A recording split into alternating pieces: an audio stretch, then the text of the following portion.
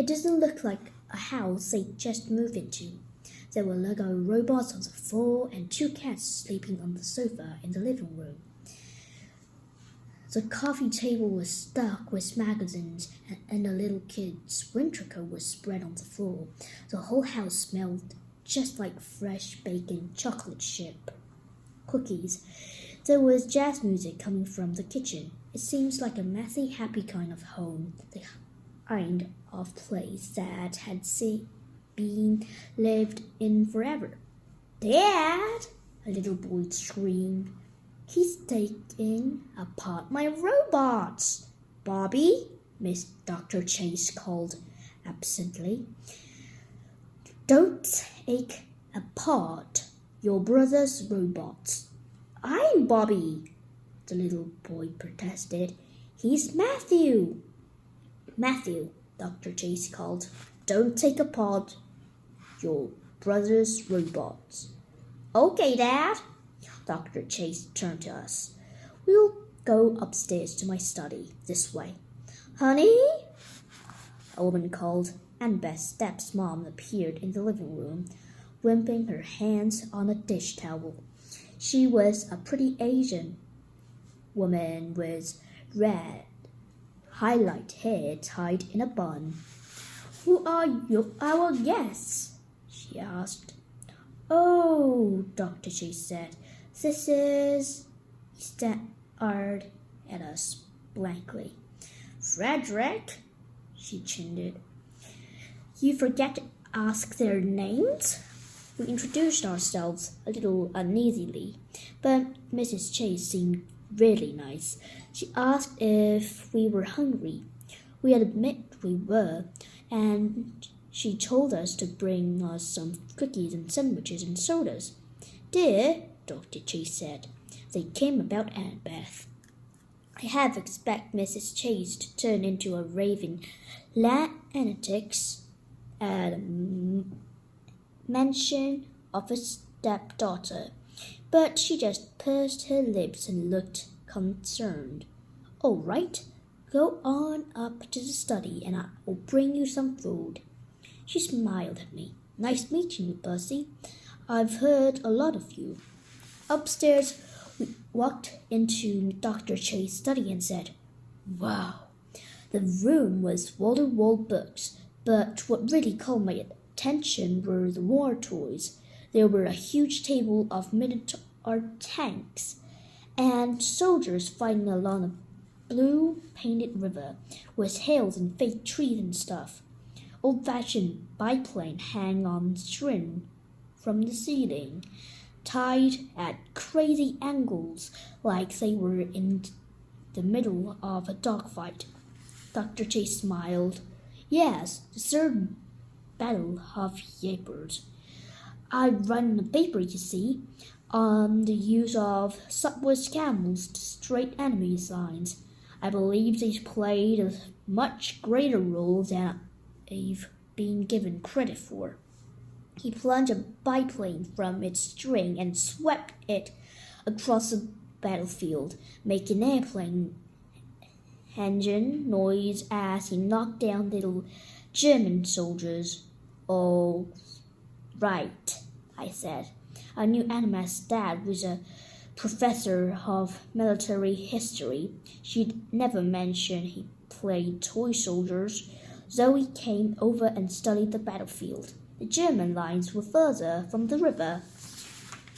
Dr. Chase stared at her. "How did you know that?"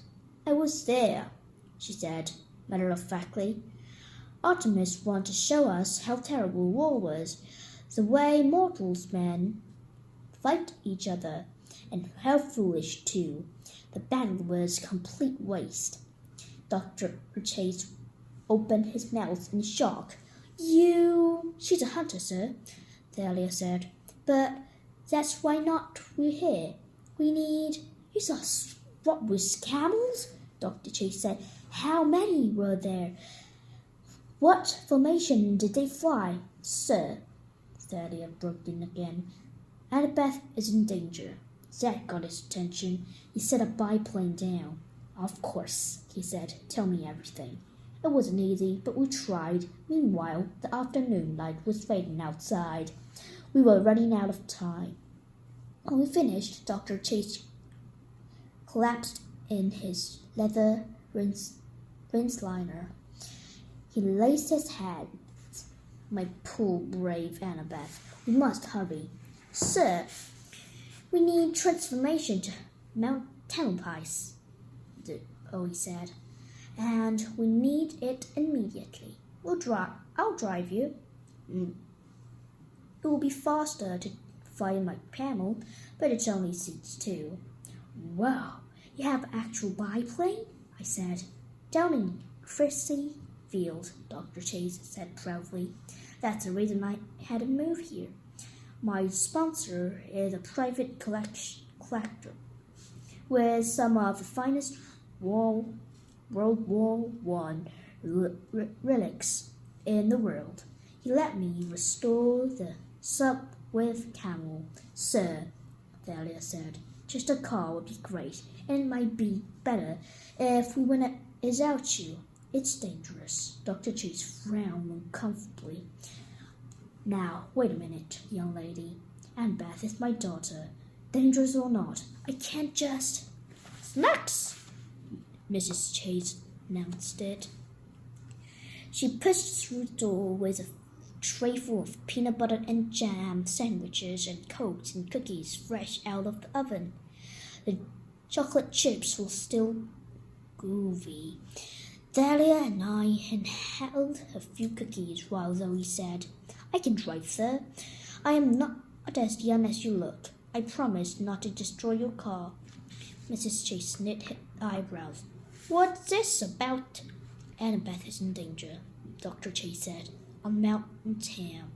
I would drive them, but apparently it's no place for mortals. It sounded like it was really hard for him to get that part out. I waited for Mrs. Chase to say no. I mean, what mortal parents would allow 3 underage teenagers to borrow their cars? To my surprise, Mrs. Chase nodded. Then they'd better get going. Right.